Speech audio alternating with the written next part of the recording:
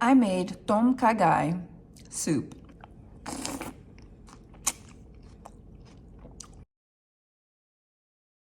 My Thai dish, I remade it. It's obviously raw.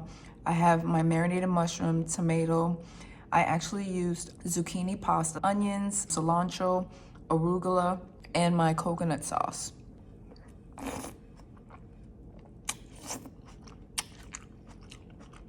To spice up this dish, we have my chili oil with no oil.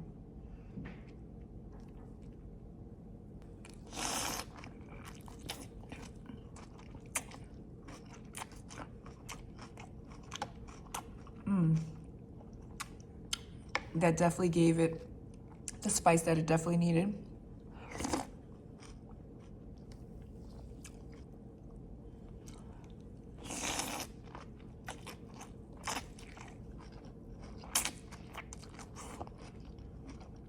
It's all about soup season.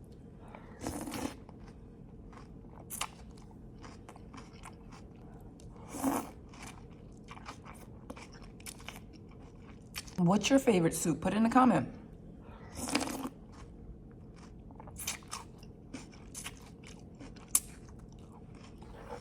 This is delicious. So fresh.